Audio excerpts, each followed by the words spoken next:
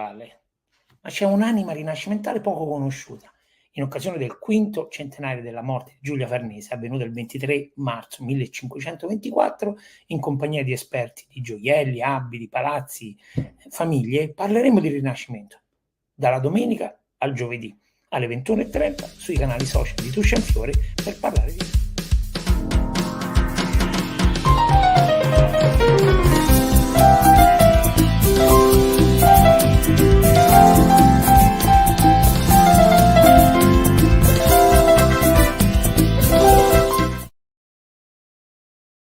I thought I was done with Giulia Farnese. It was a fantastic march going towards the 23rd of March. It is the 500th anniversary of Giulia's death. I thought I was done. We did the vernissage in Piazza del Comune, and the mostra of Giulia Farnese, the art exhibit, is now traveling in Italy. Right now is in Civita di Bagnoregio, the dying city. But something happened to me. I am thrilled to say that I had an incredible surprise. But let me see if I can speak with an expert. Her name is Letizia Sinisi. She is the absolute expert of routing or Italian routing, and she will tell us what it is. Let's see if we can get there. Letizia, good evening. How are you? Good evening to everybody. Fine, thanks. Thanks for the invitation. Oh, we are happy to have you. It looks like we can hear you okay. Can you hear us okay now? Yes, perfectly. Okay. Thank you. Very good, very good. So, and we have a special guest. But before we go for it, let's try to understand what is Italy routing. Can you please tell us? Yes. Okay. Italy routing originates from the word rooting, that in nature is a push that our roots give us. It's a call to roots, basically energy that roots give to us in order to a new life, in order to give us a new life. So when a plant is damaged by a storm, for example, after a certain time, taking energies from its roots, it starts blowing again and blooming and blooming and blooming. So it's a natural movement towards life. And that's because we are talking about now about routists instead of tourists, basically travelers that have Italian descendants take advantage, take energy from their roots, and they want to come back to their roots. So it's a new way of naming the roots tourism, which for us it's routing. And so it's routism instead of so Letizia, I deal with the same kind of idea, but I am not as philosophical as you are. I just hope that Americans or people from all over the world that have an Italian connection will come and bring us a lot of money. Am I too superficial? No, you can see things from different perspectives. So basically, what makes the roots tourism more or less a commercial affair is the motivation and also the generation to which the descendant belongs to. So if you are a second, third generation, so with memories that come from a direct connection with your ancestors, then you are more emotional about your roots, and you want to know more. While if you are a younger generation, then you see all this as just a discovery of your DNA. But in both cases, you can make a business. But what I mean is that routing is an experiential experience, an experiential travel, but it's that experience is your life. So it's something that is quite different from other experiential types of tourism. So Letizia, let me tell you just a little story. Somebody named Pamela contacted me a little while ago, and she told me that she saw one of these live shows that I've been doing with a place called Onano, very small, super small place.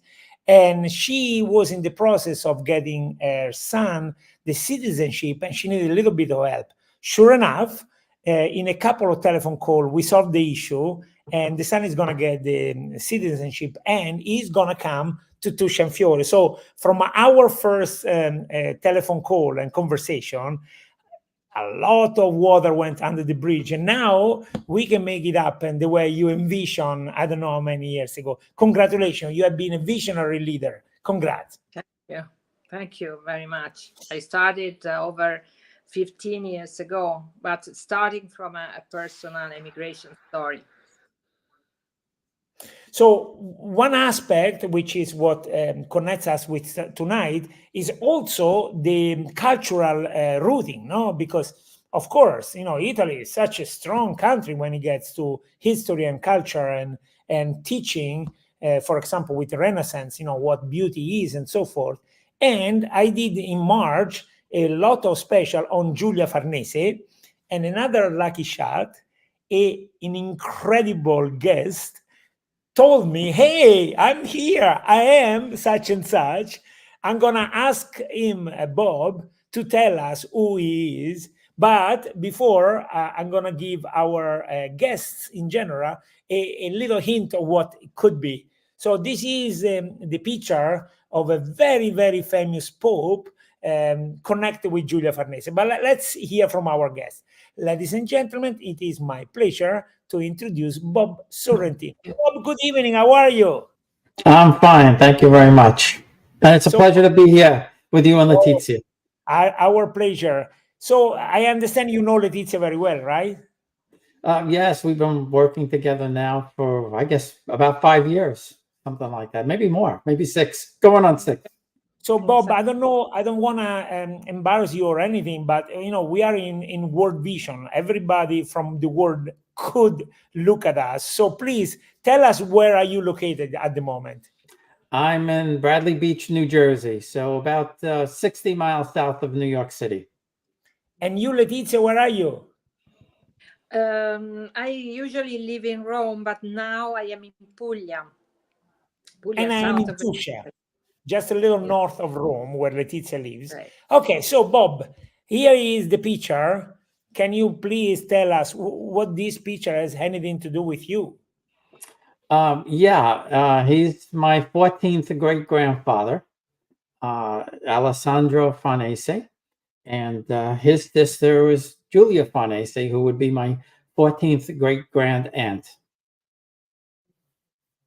I wanted to give a second to let the news sit in, so to say, or sediment. This is fantastic, Letizia. This is really thrilling, right? Yes, I think that Bob has a long story to tell us. In fact, I met him when, after long years of research, of genealogy research, he discovered actually to have noble ancestors and such an interesting story. So I'm quite fascinated by his story, and he continues actually discovering and discovering, researching and researching. And it's like touching the story when you meet Bob, actually. You touch centuries of stories. This is so exciting. So Bob, you are very proud to send me the picture I just showed. Who is this guy? This guy looks like Alessandro Farnese. Well, he is, that's Prince Marino II, Prince Marino Caracciolo, Prince of Avellino, and he is my 9th great-grandfather. The story is really goes back to maybe when I was 10 years old, and we had the photo book at home, the old photo book with the black pages and little corners where you put things in. And my grandmother, Luisa Piomalo, brought back from Italy the cards of her father, Nicola Piomalo. And on that card, it said, De Duchi di Capocota. And my mother would tell me that my father's grandfather was a duke or count or something like that. but never really went into the story. Nobody ever really talked about it that much. It was just there. And when I started my research into Nicola Piramalo, the first thing that I found in the Libro d'Oro was that he married an Amelia Caracciolo in 1882. And so that made sense because my grandmother was born in 1883. But I had never heard the name Caracciolo before.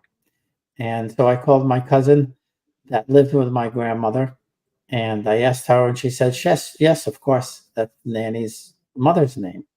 And everything matched up. My father was Nicola. He was the second son, and my aunt was Amelia. She was the first daughter. So all of that made sense. But I don't trust anything. So I had to keep digging and digging and digging. And I found this link to the Caracciolo family and be able to trace me back to the first Caracciolo in Naples in 950 AD. And through that family, I just found all of these amazing things. Wow. Letizia, explain to us, is this rooting or not? Absolutely, yes, because routing has different applications. So routing is the general concept, but you can have a food and beverage routing, let's say historical routing, like the way in which we actually curated Bob's first routing, family history routing with us.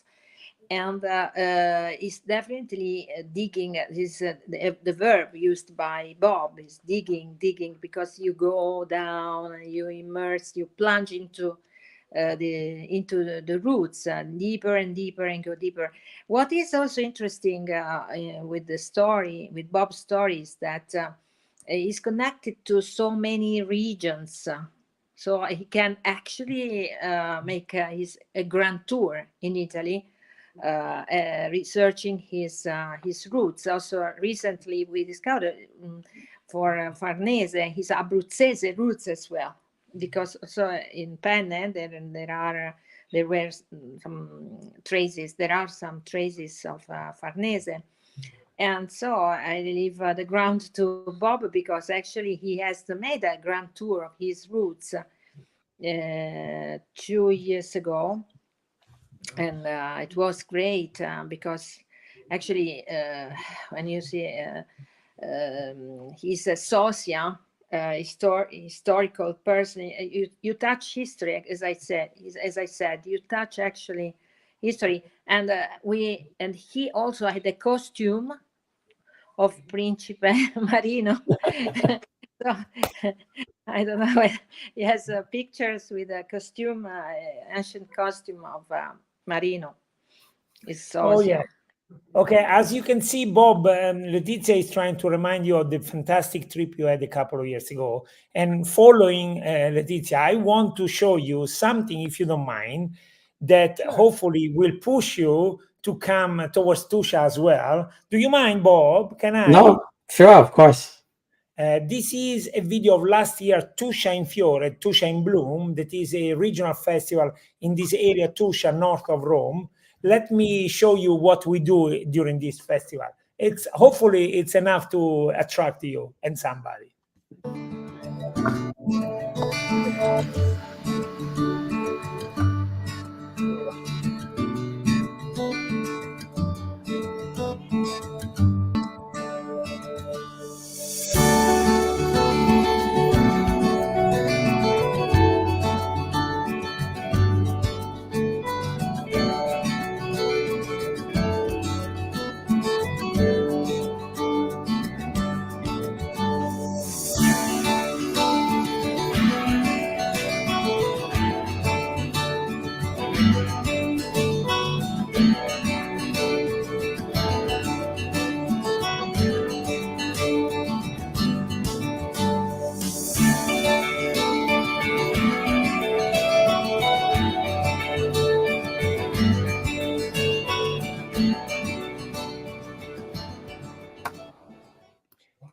So this is it. This is Tuscia in Fiore. We look for a small borgo that is like village, that is typically scarcely populated, where things slow down a lot. And we create this event that attracts tons of people, and looks like we are successful so far. And we are about to start. Saturday and Sunday, we're going to start in the same place of the video.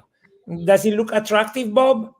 Absolutely, yeah. And one of the goals that I have in doing what I do is to try and get more people to do what I did, have a rooting tour with Letizia, but also discover themselves, because that's what really happens.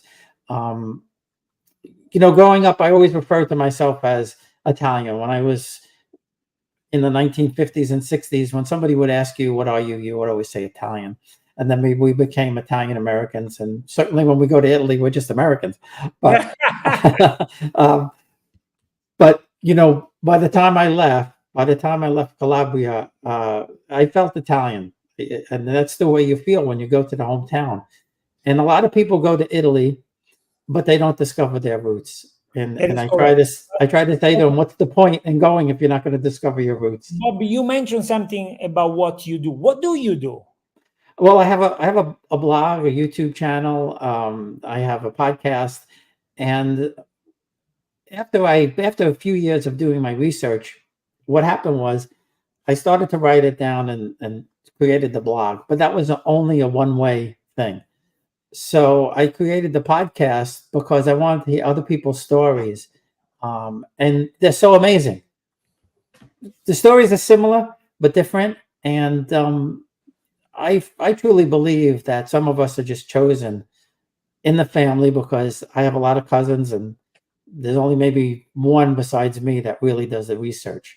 So to me, it's very important to get the message out there for that reason. But also, I feel that Italian Americans are starting to lose their heritage, which is not a good thing. Yeah, but Bob, there is Letizia. Don't forget. Oh yes, She's gonna reach out. She's gonna fix the problem. So Letizia, how do we fix the problem? We fix the problem actually raising the motivation, because roots tourism is all about giving answering questions, but these questions sometimes you don't know. So it's important, the knowledge, the information, and once you give and you share knowledge, then you start wondering why something has happened. You start asking yourself some questions, and the answer is always roots, not roots tourism, but roots culture first of all. And after that, then the need and actually the desire to find your roots. And because when you have to replace roots with stories, so these are all stories, our stories. And what is also important is that we have a common historical memory. So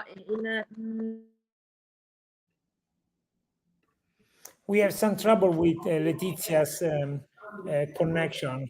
Letizia, if you can hear me, please come back to us. So I don't know what's wrong with Letizia's connection. Unfortunately, it goes and comes. So Bob, I want to say something a little bit stupid, maybe. So there are only two type of American: those that have been in Italy and have a wonderful story to tell, and those that haven't been in Italy and they want to go to have a great story to tell. Yeah, and I'd say there's a third group that has done a lot of research, but they haven't had the time to go, or maybe they don't have the means to go. But they do a lot of research, like myself, and in that way, I think they're connected. So I hope you next time you come around, you stop by Tuscia. This is the land of Giulia Farnese and Alessandro Farnese. You have got to stop by, right? I will definitely try and get there. Yes, for sure. Very good. Letizia, any better? Letizia, can you hear me? coming back, because yes, I'm sorry for this technical issue, don't worry. but I'm in in sort of castle, and so there are stones and walls that are very thick, and I have very few, very little covered. Yeah. So Letizia, before we're close to Can you hear finish, me?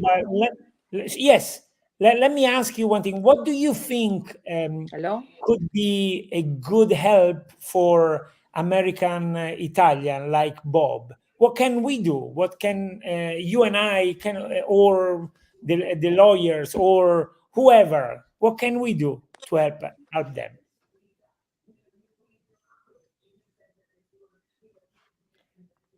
No, Letizia, you couldn't hear me?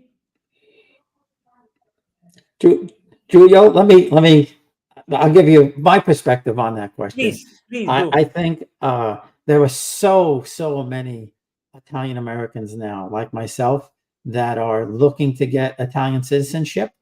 But it's very difficult, especially since now with the pandemic, the council is just overwhelmed with petitions. I mean, I'm 6,000 on the list here.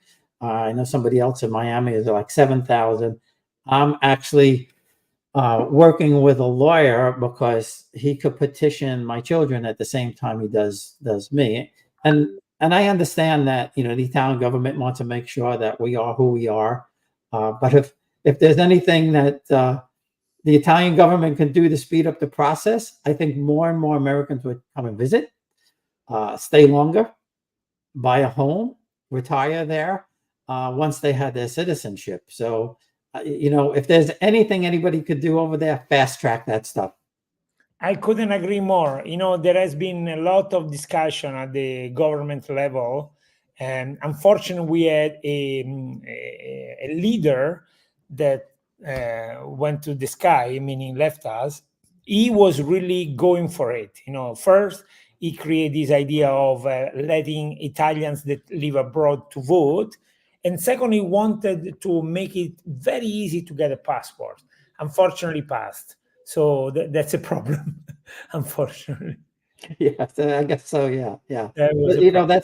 that's I think that's one of the biggest things that I agree. we see. In fact, recently the Italian government sponsored, a project to try to establish some kind of first spot place in each region, so that they would help with this kind of problem. Okay, Bob, it has been a great time. Before I let you go, is there something you want to tell us and I didn't let you say? I would just say this, for anybody who has planning a trip to Italy, add an extra day or two, get to the hometown, get to the small town where you came from, because that's the real Italy, and that's where you're going to feel Italian. That's well said, my friend. So let's talk business. So are we gonna do some live show together? Are you gonna have me on your podcast? What's going on? Come on, let's talk business. Yeah, no, absolutely. We have to. I'll have to send you some dates, and because I book like months out in advance, and I have so many people that want to come on. But we'll definitely get you on in the next month or two. Okay, so let me tell you this. So it's okay. I can live without. But if you do come across somebody that comes from our region, please let me know. Sure. Yeah, I'm pretty sure that I've interviewed somebody from the region. I just have to go back. I have over 300 episodes, so I don't remember everybody. That's a lot. That's a lot. Hey, Bob, you are such a great guy. You must be Italian. All my grandparents were born in Italy. I don't think you could get more Italian than that. So I don't know if you told me, where in Italy your grandparents? My mom's family come from Torito in Puglia, and they came in 1915. And my dad's parents were both born in the Naples, or the suburbs of Naples. My grandfather was born in Pagani, and my grandmother was born in Cercola. Napoli people, Naples people, or people from Naples, they are so much fun. They're just hilarious and they always entertain. There is a guy that makes pizza in my area man, his little shows on Instagram and so forth are fantastic. You can't help yourself. You have got to laugh at his fantastic video. It's just a specialty. So congrats, I guess. It's part of your heritage, right? Yeah. And, and that's the other interesting thing when people are looking for their roots, they really have to look hard, because I was always told that my grandparents were from Naples, never what cities they were. And I had my grandfather, they said he was born in Caserta, and then they said somebody else said Salerno. And then I, finally was able to get his birth record and found out that he was born in Pagani. So, and the family migrated from different places. So, you have to really look hard. You have to dig. Okay, so here is how we conclude the show. Bob Sorrentino, the great grandson of Alessandro Farnese, Pope Paul III, says you gotta dig it. Thank you, Bob. It has been a great time. Yeah, same here. Thank you. It is my pleasure to say goodbye to Bob, and hopefully we will meet in the Giulia Farnese area, Tuscia, sometime soon. Bye, Bob. Bye. Ciao. Regista, com'è andata oggi? Bene, benissimo, come sempre. Ci vediamo alla prossima, Giulio. Dalla Tuscia